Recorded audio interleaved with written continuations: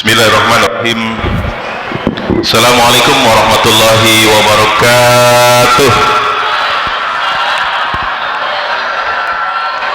Innal hamdalillah allazi alafa baina qulubina fa asbahna bi nimatihi ikhwana. Asyhadu an la ilaha illallah wa asyhadu anna Muhammadan abduhu rasuluhu la nabiyya ba'da.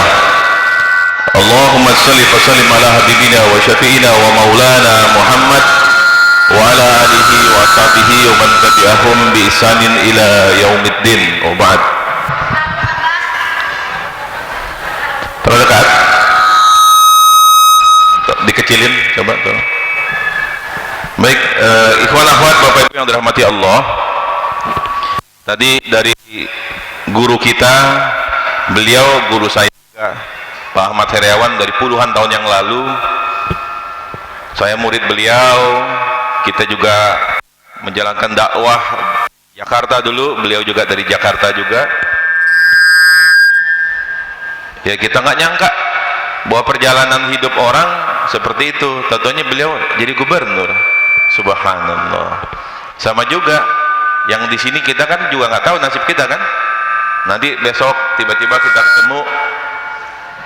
kita ketemu insya Allah seperti Ustadz Akhir doakan tadi.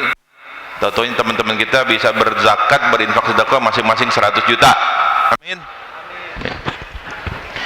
Baik, Bapak Ibu, ini kecilin dikit. Saya coba bawa topik tentang membangun ekonomi umat berbasis masjid belajar dari Turki. Nanti akan kita lihat kemana kira-kira Majelis Taklim Wirausaha ini akan jalan. Kemarin saya baru dari Bali meresmikan jaringan pengusaha muslim seluruh Indonesia cabang Bali. Di sana hadir ada NU, ada Muhammadiyah, ada IJMI, ada Al-Irsyad, ada Salafi, macam-macam ada. Datang di majelis taklim kita, di majelis taklim Wirausaha. Kenapa saya bilang ada politisi juga? Karena saya bilang begini, kita ini umat Islam, kalau tentang fikih nggak bisa satu, Bu. Kita sholat kunut apa enggak? Beda. Nanti tarawih rakaat apa 23 rakaat? Beda juga kan? Apa? Apakah partai yang biru, kuning, hijau, hitam kuning, atau mana? Enggak juga kan gitu.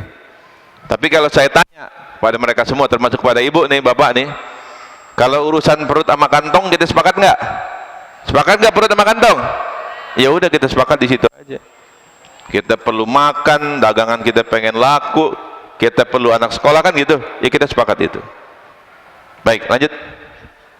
Tak kenal maka tak sayang. Ini beberapa buku yang saya tulis ya.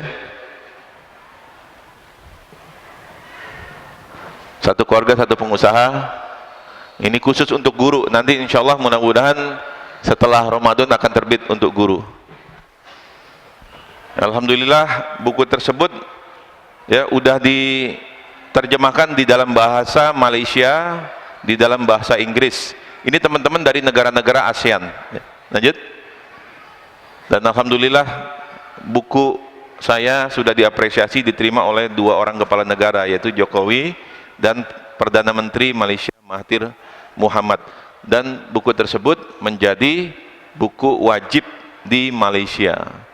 Jadi orang Malaysia ngundang saya jauh-jauh dari Indonesia untuk ngajarin pemuda-pemudinya, anak-anak mudanya, keluarganya untuk ngajarin bisnis, untuk jadi pengusaha. Masa kita orang Indonesia nggak gunain? Rugi kita. Oke, lanjut. Saya ingin tanya dulu, ini pernah saya tanya nih, di majelis saya pertanyaan, kita ulang lagi. Apakah Bapak Ibu cinta kepada Islam? Cinta kepada Islam?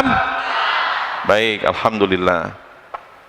Ini pertanyaan ini saya udah tanya nggak tahu berapa ratus atau beribu kali ini, dan kepada mungkin ratus ribu jutaan orang pernah, karena saya ngomong di TV, di radio.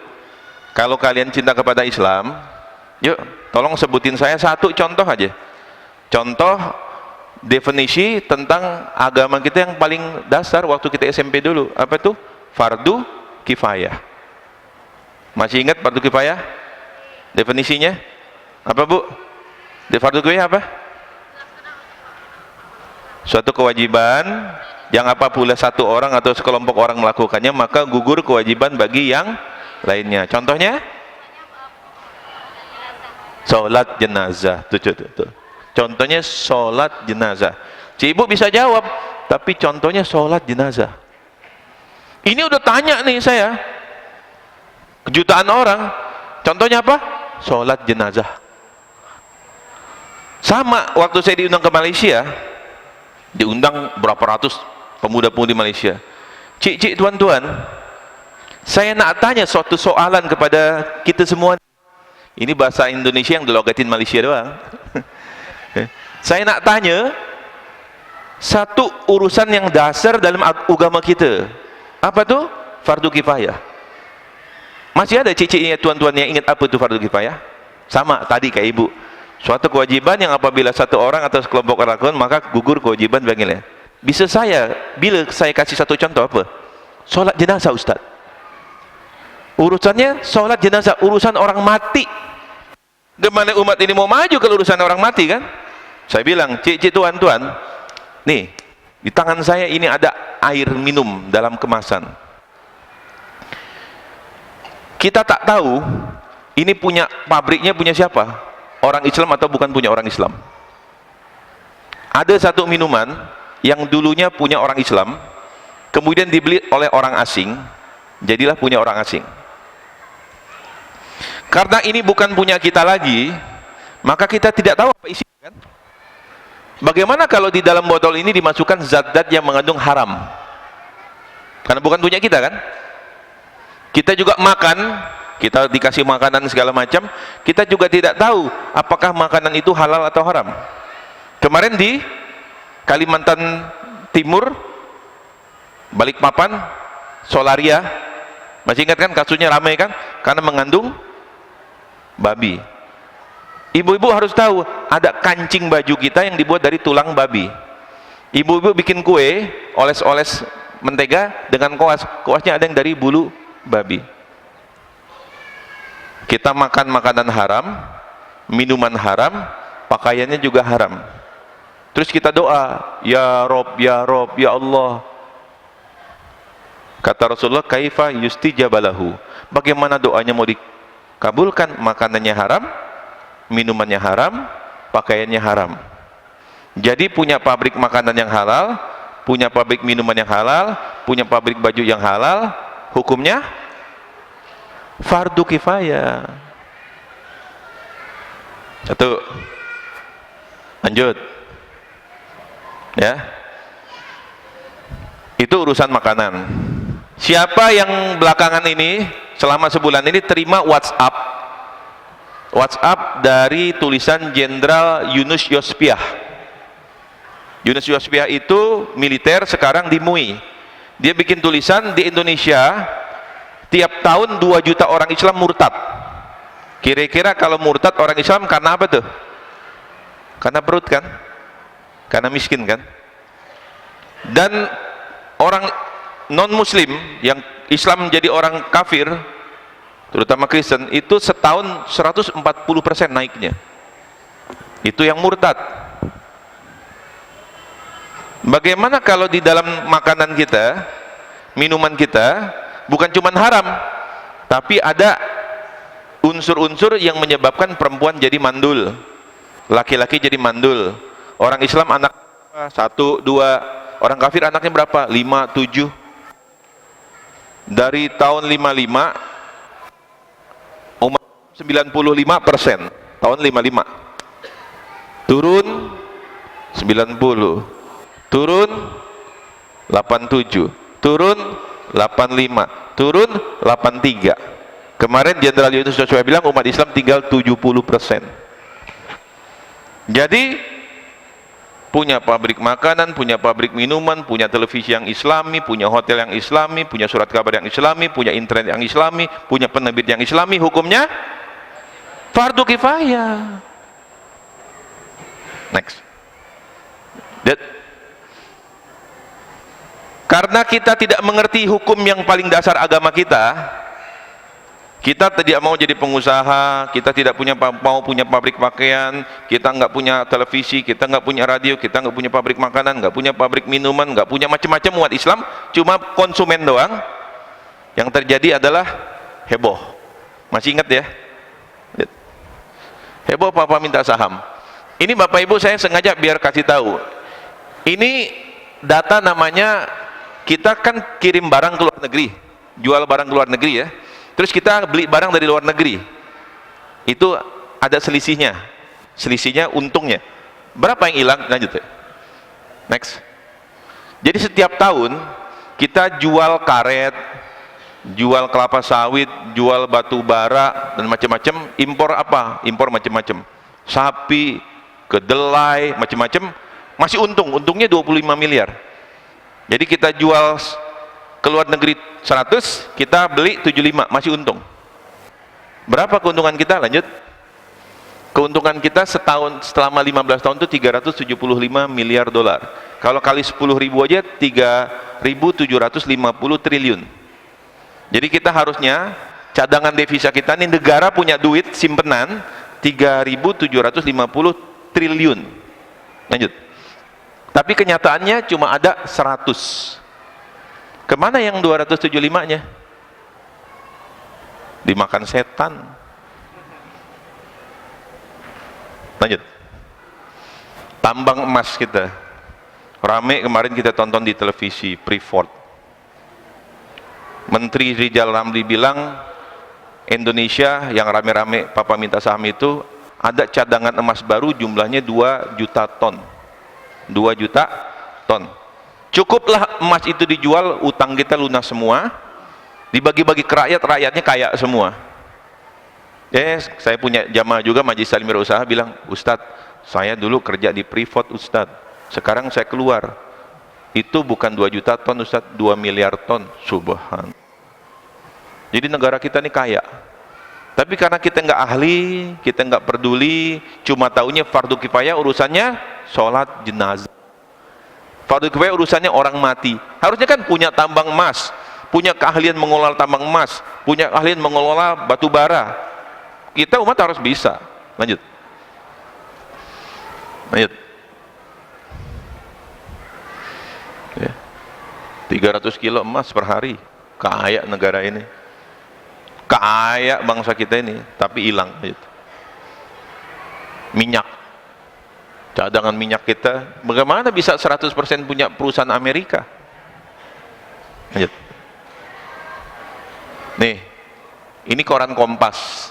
Ketika AS menguasai sumber energi, benderanya bendera asing semua tuh Indonesia. Kenapa? Dia tahu Indonesia ini isinya apa aja, mereka tahu. Maka mereka datang nguasain. Kenapa? Kita nggak mampu, rakyat kita. Karena tahunya sholat fardu kifayah hanya urusan sholat jenazah. Nguasain ini juga fardu kifayah bagi kita. Lanjut. Kada urusan bikin bibit perusahaan asing, Bu. Jadi kita menterinya datang segala macam, tanamnya bibitnya orang asing punya. Kita belinya sama orang asing. Next. Kalau urusan pakan ternak, makanan sapi, makanan ayam, makanan lele, orang asing juga punya Thailand.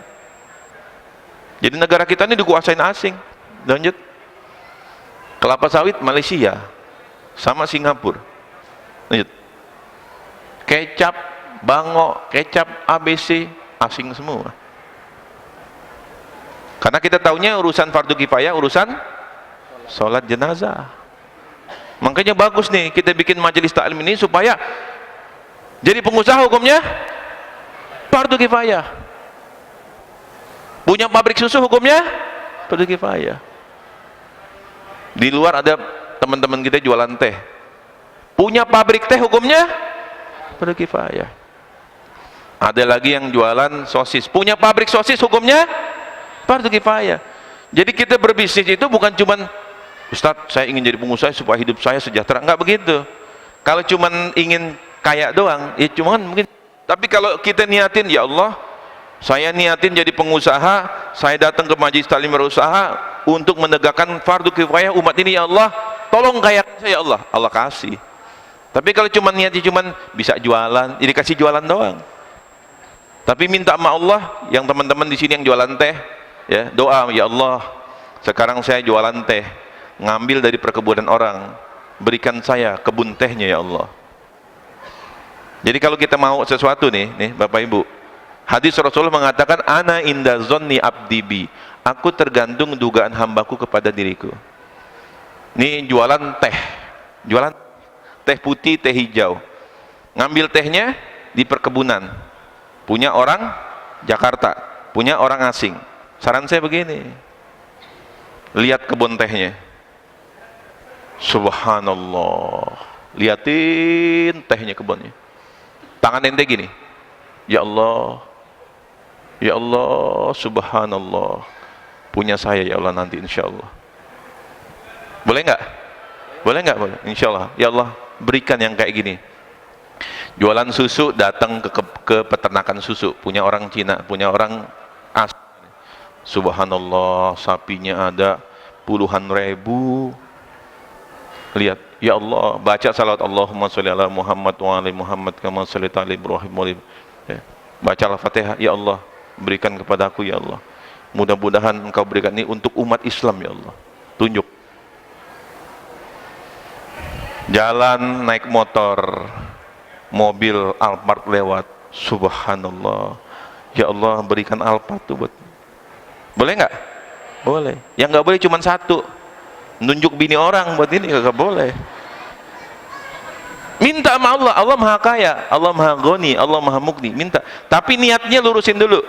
Niatnya adalah semata-mata untuk menegakkan kalimat Allah. Disitulah nilainya majelis taklim wirausaha. Lanjut. Air sama juga, ya, aqua, segala macam. Dan mereka bikin kartel. Lanjut. Buruh demo-demo, bodoh amat katanya. Ya, nggak peduli mereka. Tadi Ustadz Akhir bilang, saya kasih lagi datanya. Bagaimana mungkin 0,02% orang di Jakarta menguasai 70% tanah di Jakarta? Ini ada Pak Yon nih. Yang ngomong siapa? Yang ngomong itu Karni Ilyas di Jakarta Lawyers Club. 0,02% orang, 7 apa 9 pengembang Pak? 7 ya? 7 pengembang besar menguasai 70% tanah di Jakarta. Jadi punya perusahaan properti yang sekelas Agung Podomoro Land, Sumarekon, hukumnya fardu kifayah. Jadi umat kita harus bikin juga punya perusahaan properti yang gede kayak orang-orang non muslim itu punya. Jadi insya Allah mudah-mudahan dari jamaah kita majelisnya akan Allah berikan orang-orang yang punya perusahaan properti segede Agung Podomoro Group, segede Sumarekon, insya Allah. Tapi niatin dulu semata-mata karena Allah. Tuh lihat, Alfamart. Nggak cukup Alfamart, bikin Alfamidi. Setelah Alfamidi nggak cukup, bikin apa lagi? Habis Alfamart, Alfamidi, apa lagi? Ada satu lagi, Alfa Express. Habis Alfa Express dilarang, bikin lagi, baru di Jakarta nih, saya baru lihat Alfa Supermarket. Subhanallah. Punya siapa? Asing. Karena kita tahu fardu kifayah. Contohnya sholat jenazah. Biarin saya ulang-ulang biar ente ingat tuh. Tuh. Semua asing. Warung-warung tradisional tergeser semua, habis. Lanjut. Nah, padahal ini orang Cina nih. Ini guru saya nih. Orang Katolik taat. Baik betul beliau. Namanya Hermawan Kertajaya. Saya pernah tampilin kok ini kepada Ibu. Dia orang non muslim. Saya lupa tahun berapa dia datang ke Darut Tauhid di tempat Agim, ya, mungkin sekitar 8 tahun yang lalu. Yang datang penuh ribuan orang. Dia orang Katolik. Dia ngomong gini, kalian ini orang Islam harusnya lebih hebat daripada saya, karena Nabi kalian itu, Nabi Muhammad itu seorang pengusaha, sementara Tuhan saya Yesus Kristus hanya tukang kayu. Saya kaget dengar itu. Ya Allah, apa maksudnya? Saya cari apa maksudnya, dapat. Nih, Ini di buku Ustadz Syafi'i Antonio, Dr. Syafi'i Antonio. Syafi'i Antonio bagi, Rasulullah itu hidupnya 0 sampai 12 tahun anak-anak. Umur 12 tahun mulai dagang. Jadi ajarin anak kita bisnis dari kecil, Bu. Pak, dari kecil ajak anak kita. Umur 12 tahun berdagang. Umur 17 tahun punya perusahaan sendiri. Jadi 5 tahun magang punya perusahaan. Terus kaya raya. Begitu kaya, umur 25 tahun dilamar oleh Khadijah, dilamar. Dikasih mas kawinnya. Ada yang ingat yang bapak-bapak mas kawin? Rasulullah ketika dilamar berapa? Ada yang bilang 100, ada yang bilang 40, tapi yang paling rojih, yang paling dari hadis sahih itu lihat 20 ekor unta merah. Jadi unta terbaik. Dulu cuma ada onta, belum ada Alphard kan? Ya, jadi kalau dibandingin sekarang ya kira-kira 20 Alphard lah. Ya, mas kawinnya 20 Alphard. Dulu ibu-ibu dikasih mas kawin apa sama bapak-bapak? Subhanallah, orang kaya. Kita mas kawinnya seperangkat alat sholat. Boleh nggak? Boleh. Plus 1 butir mutiara gitu. Ya. Terus Rasulullah umur 37 tahun kaya, sedih ngelihat masyarakatnya, prihatin, kemudian bertahanus menyepi di Gua Hira. Dan umur 40 turunlah Jibril memberikan wahyu mengangkat Rasulullah menjadi nabi dan rasul. Umur 40. Begitu menjadi nabi dan rasul, Rasulullah nggak ngapa-ngapain, Bu. Pak, nggak ngapain, cuman dakwah. Dakwah nggak ada ngapa-ngapain sampai wafat. Dagang enggak dagang lagi. Kemudian kita tanya, ya coba lihat, kita terus naik dulu, belum. Ya kita lihat, Rasulullah menjadi nabi berapa tahun? 23 tahun. Menjadi pedagang berapa? 25 tahun. Oh, ini maksud omongan Hermon Kertajaya buat nabi itu menjadi pedagang lebih lama di bidang menjadi nabi. Satu. Jadi Rasulullah ngajarkan kita untuk berdagang, berwirausaha. Satu. Yang kedua, nih dari sini kita bisa belajar apa nih? Saya ingin Bapak Ibu belajar. Ketika Rasulullah menjadi nabi dan rasul kan nggak dagang lagi, ya kan? Pertanyaannya, dari mana Rasulullah hidup? Dari mana Rasulullah hidup? Kan nggak dagang lagi. Jawaban yang paling masuk akal, Rasulullah dan Khadijah orang kaya. Tapi kok lama habisnya? Ternyata ada satu. Ustadz Syafi'i juga nggak ngeh. Saya yang jeli, saya lihat, iya ya, gimana Rasulullah hidup? Saya baca sirah, saya cari.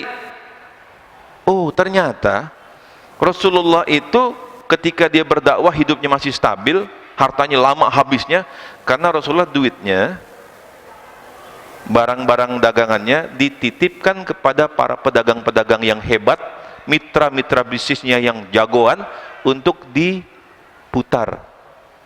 Disebut dengan investasi. Subhanallah, di zaman modern baru saya tahu. Begitu saya lihat data orang-orang terkaya di dunia, Bapak Ibu, ternyata begitu lihat data orang terkaya di dunia, orang kaya nomor 1 di dunia Bill Gates. Apa? Kekayaan dari mana?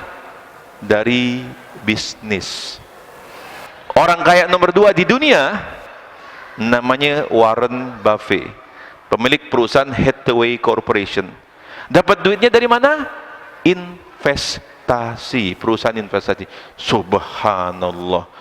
Ternyata rahasia orang kaya itu cuma 2. Kalau enggak bisnis, ya investasi. Dan paling bagus mengkombinasikan antara bisnis dengan investasi, dan Rasulullah mengajarkan itu. Subhanallah. Jadi kalau Bapak Ibu mau kaya, maka dagang dan investasi, dan Rasulullah mencontohkan. Satu. Next. Yuk sekarang kita lihat sahabat Rasulullah. Rasulullah kita sudah tahu jelas tadi. Sekarang kita lihat sahabat Rasulullah. Saya mau kasih tahu sahabat Rasulullah yang paling keras, yang paling kaku. Siapa? Umar bin Khattab radhiyallahu anhu. Waktu di Istiqlal saya diundang, ada 700 orang kiai dan ulama se-Indonesia ngumpul. Saya tanya kepada kiai-kiai tersebut, ya kiai, Ustadz, nih Umar bin Khattab, coba ma'arufta haulal Umar, apa yang kiai tahu tentang Umar? Sebut deh. Umar khalifah nomor berapa? 2. Berapa tahun menjadi khalifah?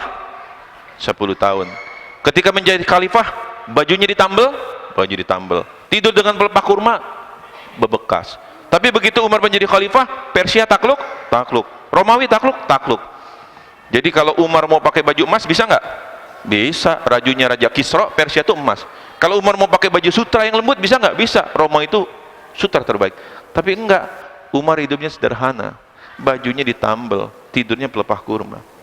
Saya tanya, berapa kekayaan Umar bin Khattab pada saat meninggal? Ada yang tahu? Nggak ada yang tahu. Nih saya kasih tahu. 22,4 triliun. Kekayaan Umar bin Khattab radhiyallahu anhu pada saat meninggal 22,4 triliun. Utsman bin Affan 480 miliar. Zubair ibn Awam puluhan miliar. Amr bin As puluhan miliar. Abdurrahman bin Auf, sedekahnya aja Bu, sedekahnya 64 miliar sekali sedekah. Sekali sedekah. Bukan sekali doang, sekali, berkali-kali. Kekayaannya 37,3 triliun. Orang nanya, dari mana tuh Ustaz Valentino? Saya ngambil dari kitab Fiqh Iqtisadiyah Umar ibn Khattab, halaman 44 dan halaman 99, dengan nilai konversi 1 dinar 2,5 juta. Ini saya begitu ngitung ini kaget saya, subhanallah. Saya perhatiin lagi. Coba ibu-ibu perhatiin tuh namanya tuh. Umar bin Khattab, Abdurrahman bin Auf, Zubair ibn Awam, Amr bin As, Abdurrahman bin Auf. Ini dari 5 ini 4 orang dijamin masuk surga. Dari 5 ini 4 dijamin masuk surga. Yang nggak dijamin siapa? Amr bin As. Jadi 4 orang kaya ini dijamin masuk surga. Kalau jamin masuk surga, bagaimana sedekahnya? Itu 64 miliar. Masuk surga, bagaimana hafalan Qurannya? Banyak. Bagaimana sholat tahajudnya? Rajin. Bagaimana sholat duhanya? Rajin. Miskin nggak? Miskin nggak? Itu Islam yang benar. Itu Islam yang diajarkan pertama kali. Karena mereka mengerti hadis Rasulullah, ni'mal mali soleh lirajulin soleh au ni'mal mali soleh fil yaris soleh. Sebaik-baiknya harta adalah harta di tangan orang yang soleh. Yadul ulya khairum min yadus sufla. Tangan di atas lebih mulia dari tangan di bawah. Ketika kita kaya, kita bisa pergi haji sekeluarga. Amin. Amin. Ketika kita kaya, kita bisa nyekolahkan anak kita sampai ke luar negeri. Amin. Kita bisa beli rumah yang gede, anak kita bisa belajar, kita bisa bantu bangun masjid, bangun musola, saudara tetangga kita bisa. Itulah sahabat Rasulullah. Dan ini Islam yang benar. Makanya Majelis Ta'lim berusaha itu kita ingin bikin pengusaha-pengusaha yang soleh dan bertakwa. Makanya dakwah Majelis Ta'lim ini gerakan dakwah dan dagang. Dakwah dulu baru dagang, jangan dagang dulu baru dakwah. Kemarin saya di Bali, datang orang NU, Muhammadiyah, Al-Irsyad, IJMI, Salafi, Hizbut Tahrir, macam-macam deh, ada PKS, PAN, ngumpul. Kenapa? Kita sepakat perut dan kantong, ya enggak? Jadi Majelis Ta'lim ini unik, kita punya ini, memang satu-satunya di dunia. Udah datang dari Malaysia beberapa 3 minggu yang lalu, Ustaz Valentino, kami ini datang ini dari Malaysia, kami nak belajar apa tuh MTW, macam mana nih MTW bisa dimulai. Kami juga nak lihat bagaimana MTW Plaza itu. Dari Singapura juga datang, dari Thailand juga. Jadi subhanallah. Lanjut.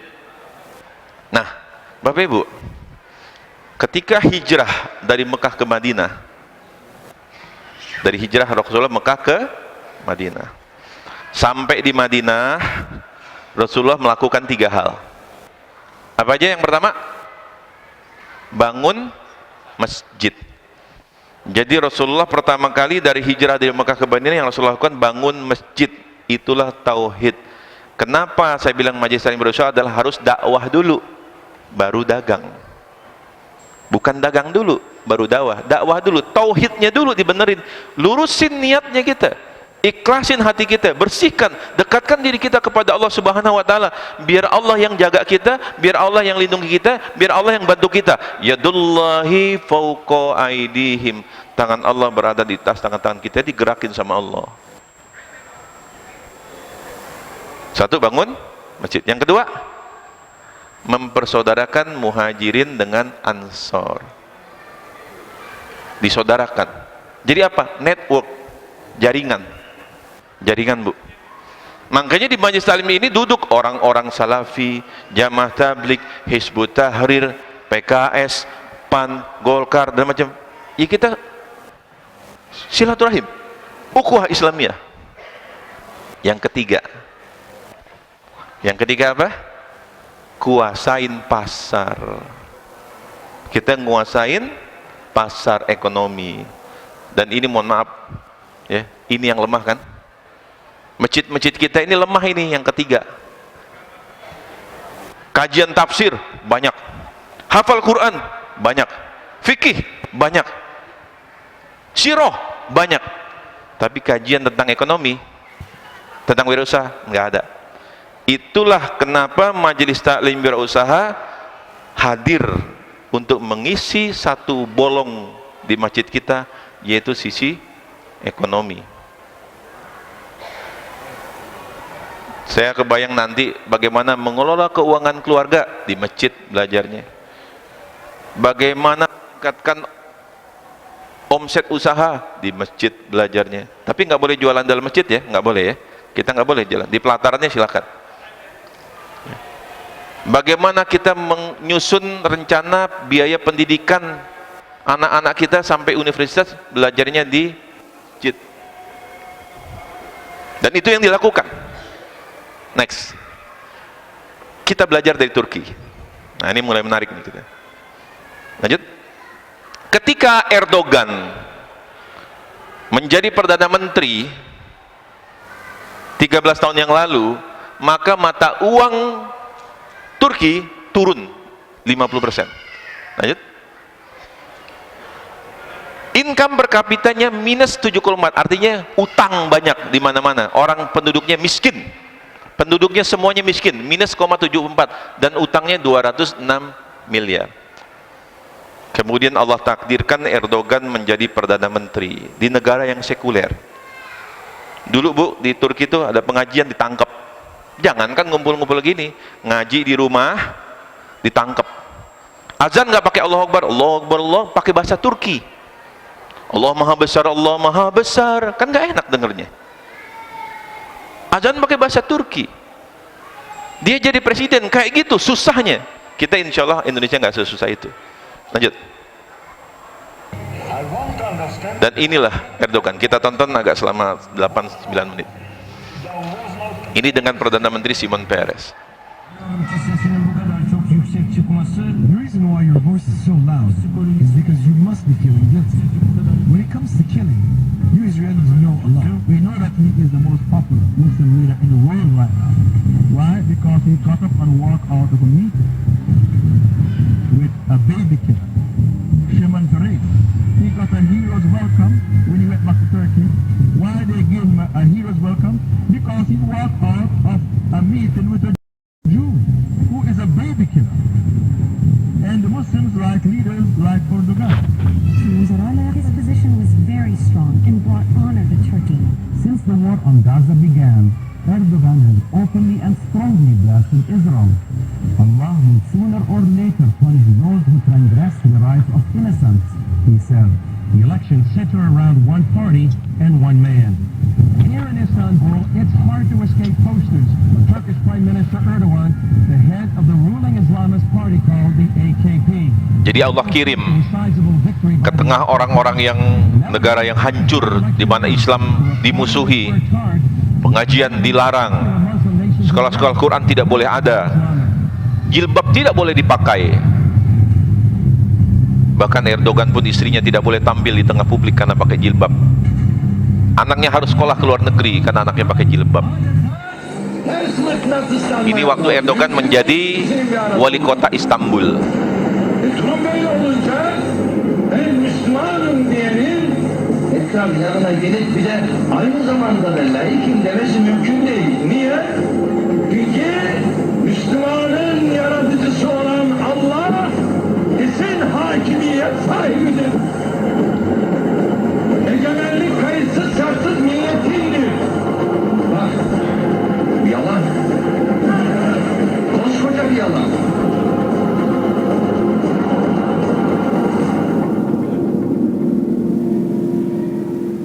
Can't you see when the Muslims are given a choice to vote, they vote for Sharia? In Turkey, they vote for Islamic Party. They vote for the party which is anti-Islamic. In Turkey, they vote for the Islamic Party. The leader, his wife wear hijab. The prime minister wear hijab. His wife wear hijab. The president, his wife wear hijab as well. Abdullah Gül, both of them, the president and the prime minister, their wives wear hijab. They vote for that party. Take your Sharia to people who want it. Recently, Turkey elected a few years ago a political party which had Islamic leanings. Okay, and in those 2 years that that political party was there, they opened up a number of Quranic memorization schools. Mendirikan taman-taman Al-Quran para penghafal-penghafal Al-Quran. Have a direct impact.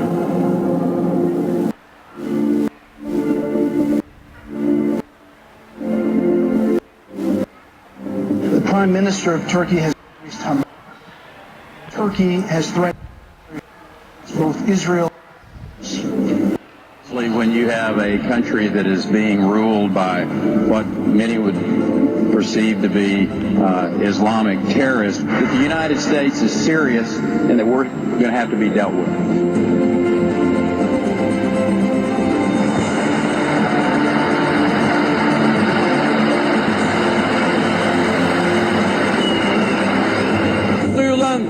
Now it's the time to have the Palestinian flag in Gaza.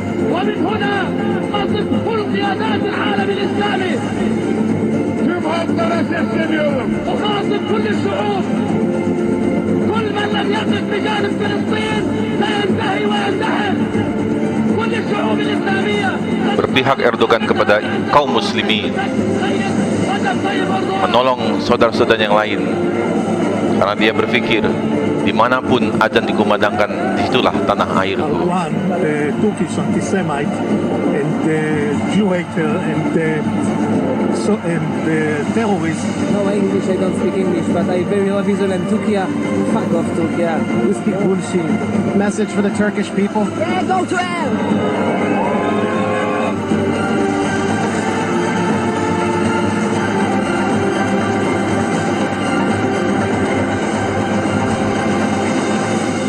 Turkey is the strongest military power, military might in the region. It's the second largest army in NATO.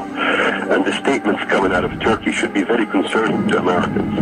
Erdogan is saying 1.5 billion Muslims are waiting for the Turkish government to rise.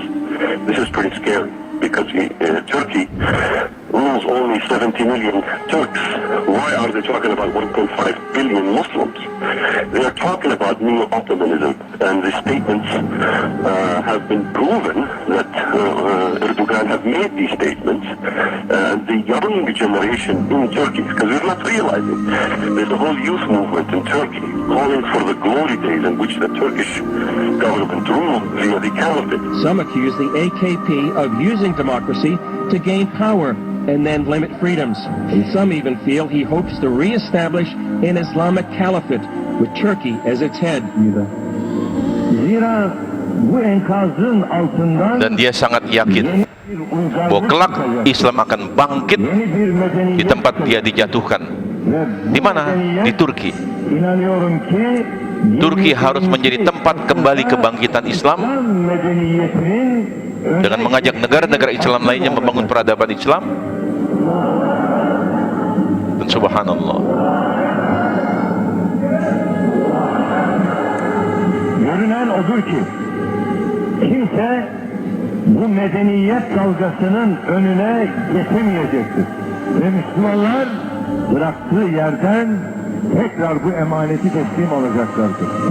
Bize göre demokrasi hiçbir zaman amaç olamaz. Demokrasi ancak ilmi noktada ele aldığımız zaman bir araç olduğunu.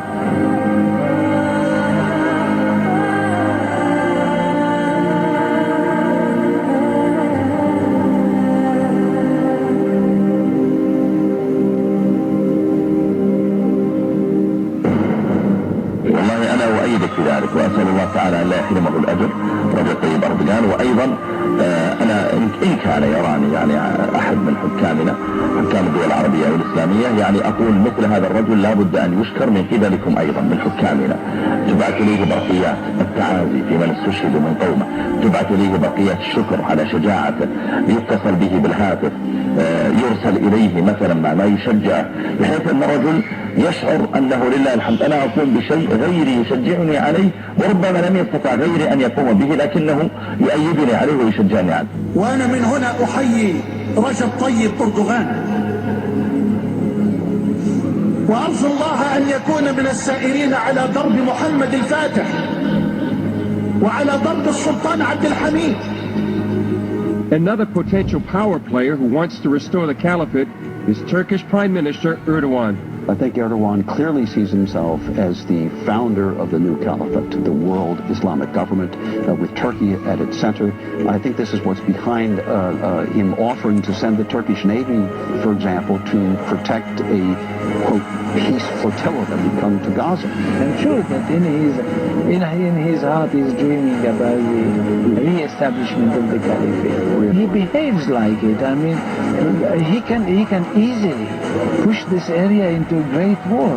The threat of war and rise of Islam lead many to say the so-called Arab Spring is a misnomer. I wouldn't call it an Arab Spring. It's far from being an Arab Spring. It's the same kind of winter.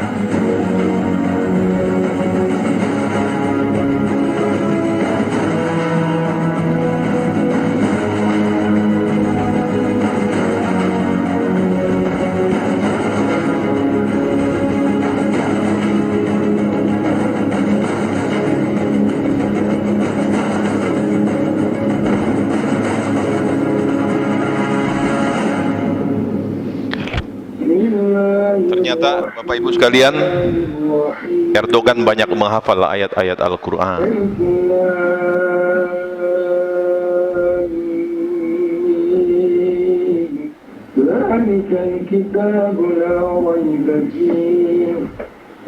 للمتقين الذين يؤمنون بالغيب ويقيمون الصلاة ومما رزقناهم ينفقون.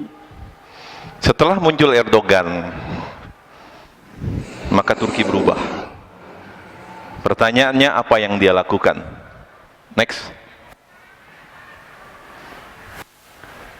Pertumbuhan ekonomi Turki 11,7%, 2 digit.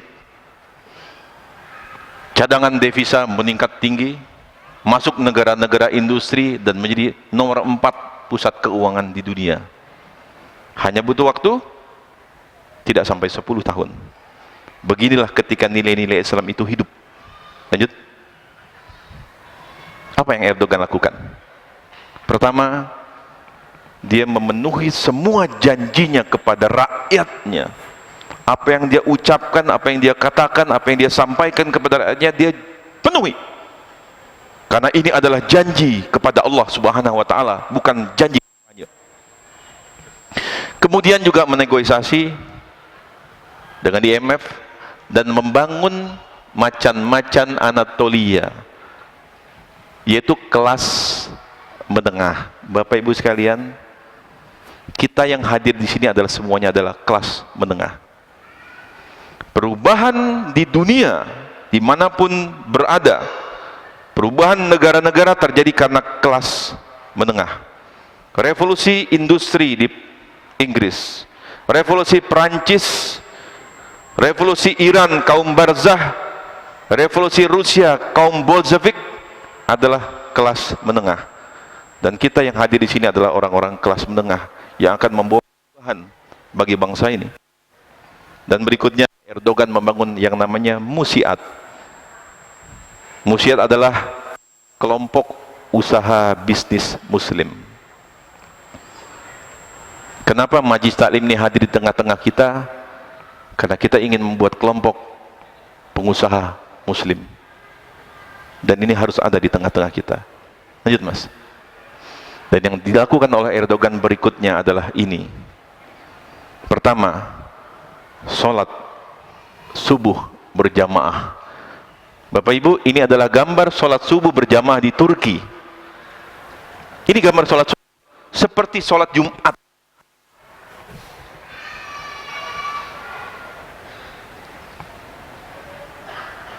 Karena beriman kepada Allah, maka turunlah pertolongan dari Allah Subhanahu wa ta'ala. Anak-anak muda datang ke masjid di pagi buta dengan mobil untuk menyembah Allah subuh berjamaah. Maka laki-laki ini wajib sholat berjamaah 5 waktu di masjid. Itu sebabnya Majelis Taklim Madrasah adalah membangun ketakwaan dulu, kesolehan dulu yang dibangun, bukan bisnis dulu, kesolehannya dulu, kedekatannya kepada Allah Subhanahu, itu dulu yang dibangun. Yang kedua dilakukan Erdogan adalah gerakan infak dan sedekah. Yang ketiga, membangun ekonomi. Subuh berjamaah, tauhid dan segala macam sudah dilakukan oleh saudara-saudara. Gerakan infak, wakaf dan sedekah dilakukan oleh Rumah Zakat, PKPU, Basnas dan lain banyak teman sudah melakukan. Tetapi gerakan ekonomi umat belum banyak yang melakukan itu. Dan insya Allah Majelis Taklim Wirausaha adalah garda terdepan yang akan melakukan itu, insya Allah. Pertanyaannya berikut, Bapak Ibu, apa yang bisa kita lakukan? Next. Saya mengkampanyekan gerakan membangun ekonomi umat berbasis masjid. Kenapa masjid? Karena ketika hijrah dari Mekah ke Madinah, Rasul melakukan 3 hal. Bangun masjid, membangun ukhuwah, menguasai pasar. Itu juga yang harus kita lakukan. Dengan 3 senjata kita, Majelis Taklim Wirausaha yang kita lakukan hari ini. Next. Majelis Taklim Wirausaha membawa pemikiran, gagasan, ide, praktek nyata tentang ekonomi, tentang wirausaha, tentang bisnis, tentang perut dan kantong ke dalam masjid. Merubah mindset umat bahwa fardu kifayah bukan cuma sekedar sholat jenazah, tapi menguasai ekonomi, membangun ekonomi adalah fardu kifayah. Baik, kajian-kajian tentang yang pertama Majelis Taklim adakan terus. Selama ini baru di Jakarta dan di Bandung. Tapi nanti kita akan lihat 6 bulan ke depan. Setelah taklim-taklim seperti ini, lalu apa? Apa bedanya taklim-taklim ini dengan yang lainnya? Kalau cuma sekedar taklim kemudian pulang, maka tidak beda dengan majelis Rasulullah, majelis Nurul Mustafa dan segala macam. Saya tidak ingin seperti berhenti di situ. Tapi setelah taklim ini, maka jamaah itu harus berkumpul. Harus ada follow up setelah itu. Apa itu? Kita membuat grup-grup bisnis berdasarkan minatnya masing-masing. Yang minat di kuliner, silakan berkumpul dengan teman-teman kuliner. Yang minat di properti, berkumpul dengan yang teman properti. Yang di IT, di fashion, di agro, di pedagang umum, silakan berkumpul. Teman-teman yang sudah sukses, berbagi ilmunya, ajarkan saudaranya, bimbing saudaranya. Jangan takut menjadi pesaing, tidak, karena Allah tidak akan menukar rezeki kita. Jadi semakin antum banyak memberi, mengajarkan kepada orang lain, maka Allah pun akan memberi yang lebih banyak kepada antum semua. Ada 5 aktivitas grup WhatsApp. Karena kita sudah hidup di zaman yang modern, makanya ada MTW Properti Bandung, MTW Fashion Bandung, MTW Kuliner Bandung, grup WhatsApp. Karena ini akan terhubung kita selama 24 jam sehari. Di grup WhatsApp itu ada apa? Kuliah WhatsApp. Bagaimana memulai bisnis properti, bagaimana meningkatkan omset bisnis, bagaimana mencari konsumen, bagaimana cara promosi, bagaimana mencari modal usaha. Berbagilah ilmunya, Insya Allah Allah akan bagi antum di grup 1. Kemudian kopi darat, kita ngumpul ketemu, khusus kuliner ngumpul, datang siapa pengusaha kuliner yang paling hebat, suruh ngomong. Properti ngumpul, fashion ngumpul, undang Bu Femi yang punya Zoya. Kemarin kita di Jakarta begitu, kita kumpul, panggil Bu Femi yang punya Zoya. Teman-teman yang yang minat fashion ngumpul, Bu Femi suruh cerita pengalamannya dia dulu bagaimana, waktu susah bagaimana. Yang kuliner juga datang kumpul, undang satu saat mungkin Pak Samsalis, pemilik ayam goreng Sabana. Susah hidupnya dulu, tapi sekarang Sabana ada di mana-mana, 1.700 outlet, ya konon omsetnya setahun 700 miliar. Jualan ayam goreng Sabana 700 miliar. Dia cerita pengalamannya, kita tersentuh, ya Allah. Dulu susah dia ya. Semangat gak dia? Semangat. Teman-teman di Jakarta kuliner setelah habis kopi darat datang ke rumahnya, datang ke pabriknya, ngelihat usahanya, ngelihat pabriknya yang gede. Tambah semangat. Sampai terakhir bikin konsorsium. Dia mau bikin usaha bareng-bareng ke, mau bikin patungan, terserah aja. MTW seperti ini. Subhanallah, ketika saya pikir gimana di seluruh Indonesia ya. Kemarin saya cerita Bapak Ibu tentang MTW ini. Saya dari Bontang bawa koper, karena mobil saya lagi rusak, saya bawa koper ke kantor seorang teman mantan menteri dulu, menteri BUMN, kantornya mewah. Saya ceritain tentang MTW. Bang, MTW gini.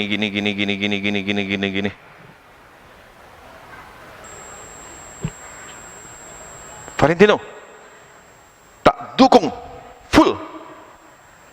Kantornya di mana? Harus ada kantor pusatnya. Ini bermanfaat untuk umat. Ini sesuai dengan tujuan kita ini. Yang ngomong mantan menteri, sekarang komisaris, duitnya triliun. Insya Allah MTW ini akan besar. Setelah MTW terus apalagi senjata yang kedua, next. Ya ini kalau MTW kayak gini nih, ya kayak kita gini, lanjut. Terus, alhamdulillah Bapak Ibu, ini mohon doanya. Ini belum selesai nih. Ini gedung di depan. Lanjut lagi.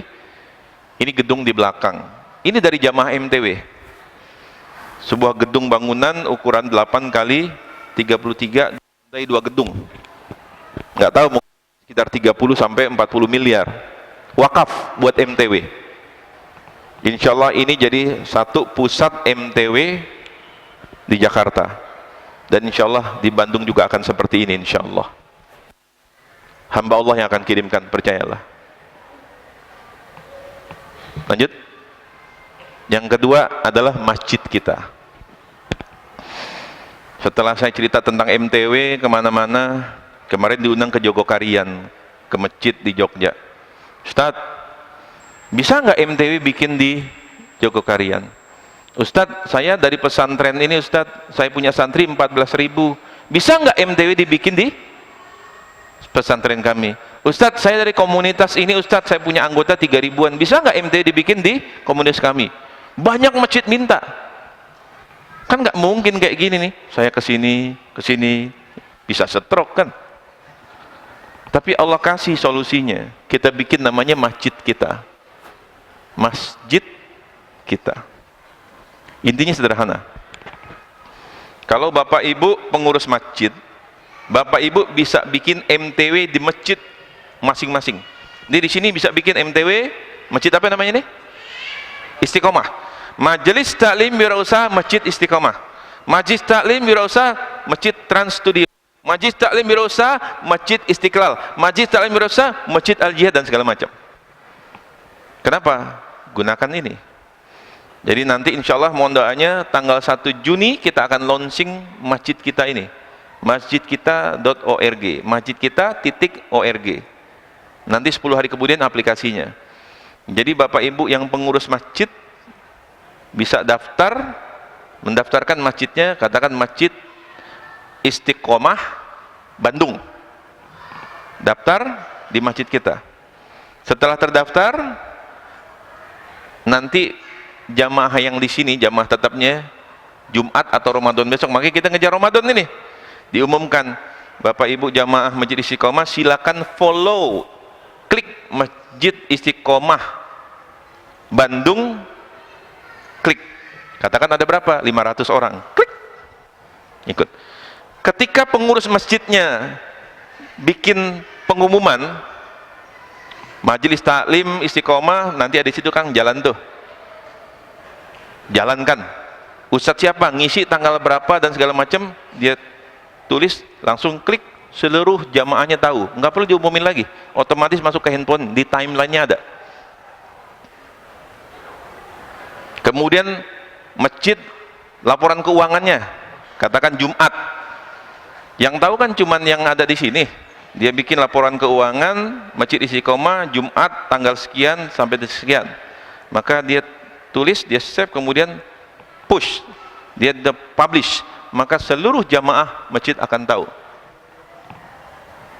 Kemudian masjid lagi mau renovasi masjid.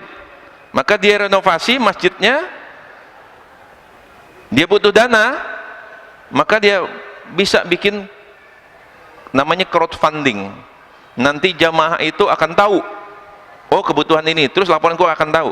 Jamaah bisa nyumbang dan laporannya terbuka. Dan satu lagi, Majelis Taklim Wirausaha, modul-modul entrepreneurnya dan untuk kelompok-kelompok yang tadi akan ada di situ. Alhamdulillah ini belum kita launching, sudah 700-an masjid. Insya Allah target kita 100.000 masjid. Di Indonesia ada 1,7 juta masjid. Kita target 100.000 masjid. Nanti selama 3 bulan, selama 1 tahun lah, target kita 100.000 masjid. Dan itu akan ada 20 juta orang. Target kita 20 juta. Saya kebayang Bapak Ibu, ketika masjid-masjid itu hidup, taklimnya hidup, ya, kemudian juga majlis taklimnya hidup, majlis taklim wirausaha hidup, ekonominya hidup, nanti kelihatan. Ketika nanti mau milih kepala daerah, apakah wali kota, gubernur, masjid yang menentukan. Masjid yang memutuskan, kita dukung jamaah kita ini aja yang jadi wali kotanya, yang jadi gubernurnya. Kita dukung, masjidnya terhubung semua. Dan nanti Majelis Taklim Wirausaha masing masjid itu bikin forum komunikasi Majelis Taklim Wirausaha se-Bandung. Jadi begitu bikin Majelis Taklim Wirausaha, nggak segini nih, semua masjid ikut jadi satu, plus besar. Dan subhanallah, begitu saya cerita ini, next Pak, begitu saya cerita ini, insya Allah hari Rebo besok Bapak Ibu, saya diminta presentasi di depan Ketua Masjid Istiqlal dan di depan Sekjen Istiqlal serta 20 pejabat Istiqlalnya. Sebelumnya saya sudah ketemu, saya terangin Majelis Taklim Wirausaha itu begini, majelis kita begini. Dia bilang, Ustadz Valentino, jadikan Istiqlal pusat Majelis Taklim Wirausaha dan pusat masjid kita, karena ini masjid negara dan ini adalah pusat masjid nasional, maka jadikan ini pusatnya. Subhanallah. Jadi orang-orang besar, para pejabat, kita nggak nyari-nyari pejabat, kagak, kita nyari Allah aja. Udah dukung kita, dan insya Allah nanti Bapak Ibu tanggal 1 Juni ya, nanti kita informasi. Makanya yang belum daftar segala macam biodatanya, tolong nanti adakan panitia, kan ada isian tuh ya, jadi biar bisa terini tuh ya, terkoneksi dulu ya. Insya Allah kalau udah terbentuk Bapak Ibu 100.000 masjid, sekian puluh juta orang, mau jualan apa? Ente mau jualan apa? Ente mau hubung, bisa ya. Terhubung semua jadi masjid kita. Nah lanjut, next. Senjata yang kedua adalah masjid kita. Saya ketua umum JPMI. Kita punya 3 cara membangun ekonomi umat berbasis masjid. Lewat apa? Lewat aplikasi masjid kita, lewat Majelis Taklim, iklan dan segala macam. Yang kedua, kita akan ada di 34 provinsi dan 20 negara. Dan alhamdulillah sekarang JPMI banyak di provinsi pun tinggal digerakkan, di negara sudah ada di 7 negara. Yang ketiga adalah 20 juta masa. Dengan aplikasi masjid kita, insya Allah 20 juta itu akan tercapai. 20 juta itu apa? UMKM. Di situ ada siapa? Ada Persis, Muhammadiyah, NU, Al-Irsyad, PKS, PAN, Golkar. Kenapa? Kita duduk sama-sama. Karena kita sepakat di perut dan kantong. Kita pengen dagangan kita juga laku. Coba, kalau yang datang di sini 10.000 orang, dan bahkan di Istiqlal targetnya 100.000 orang, 200.000 orang, itu dagangan habis semua. Nanti ini sekalian jamaah jangan lupa, begitu keluar beli dagangan saudaranya. Bantu saudaranya. Beli makanannya, minumannya, jualannya, bantu saudaranya. Ya memang beginilah Majelis Taklim. Kita harus bantu dagangan saudara kita. B. Ya, ini sekarang mungkin kita adanya di UMKM. Ini yang hadir di sini UMKM nih. Ini UMKM. UMKM, mikro, kecil-kecil usahanya. Tapi nanti insya Allah Bapak Ibu, B itu adalah big company. Di sini ada juga 1-2 orang yang omsetnya, asetnya udah ratusan miliar. Di Jakarta udah ada yang triliunan. Jadi 200 ini adalah 200 pengusaha besar yang akan mendukung dakwah ini. Dan terakhir ke atas yang satu lagi ada C, 100 konglomerat. Suatu saat saya dapat WhatsApp. Sebentar lagi. Saya dapat WhatsApp, ya, dapat WhatsApp tentang orang kaya di Saudi yang setiap hari Jumat ngebagikan duit ratusan juta. Bagiin duit ke jamaah haji dan umroh, dibagiin. Ternyata dia punya penghasilan sehari 15 miliar. Sehari 15 miliar, punya tambang emas, tambang plastik, bangun masjid ribuan, bangun sekolah ribuan dan gratis. Dan punya handphone jadul, serta masih duduk di majelisnya Bin Bas, dia dan seorang syekh. Saya kirim cerita itu ke Sandiaga Uno sama Khairul Tanjung. Bang Khairul, Mas Sandi, orang-orang kaya seperti ini yang harus banyak di Indonesia. Demi Allah, saya tidak pernah minta duit kepada siapapun juga kecuali pada Allah. Tapi tolong bantu saya menciptakan pengusaha-pengusaha yang kaya dan soleh yang akan mendukung dakwah Islam. Dan Islam setiap saat selalu dari awal munculnya didukung oleh orang-orang kaya. Abu Bakar, Abdurrahman bin Auf, Utsman, Umar kan orang kaya. Islam Bapak Ibu dari dulu muncul sampai kiamat harus ada orang-orang kayak gitu. Saya kirimin ke Khairul Tanjung, besoknya saya langsung dipanggil, kita ngobrol-ngobrol. Dan saya bilang, Mas Sandi, Mas Khairul udah sampai di levelnya C, konglomerat. Yuk kita bikin 100 orang. Seperti Kang Akhir bilang tadi, orang terkaya Indonesia daftarnya namanya susah disebut karena bukan orang Islam. Insya Allah 15 tahun ke depan kita bisa nyebut 50 orang paling nggak orang Islam akan ada di situ. Dan insya Allah itu sebagian dari jamaah Majelis Taklim Wirausaha. Itu Bapak Ibu yang ingin saya sampaikan, bahwa kita punya 3 senjata untuk membangkitkan ekonomi umat ini, dan kita tidak akan pernah berhenti untuk itu. Ya, ini tokoh-tokoh lanjut. Banyak orang-orang besar, manfaatkan betul orang-orang besar ini untuk membantu kita. Terus, ya. Handphone saya cuma 1, Twitter saya silakan di follow. Ya. Gunakan sebaik-baiknya, sebijak-bijaknya. Saya sengaja mengpublish handphone saya sebab banyak juga orang yang menyalahgunakan majelis ini, ngumpulin datanya, namanya pakai nama Majelis Taklim Wirausaha atau pakai nama saya, ternyata MLM, ternyata penipu, ternyata money game.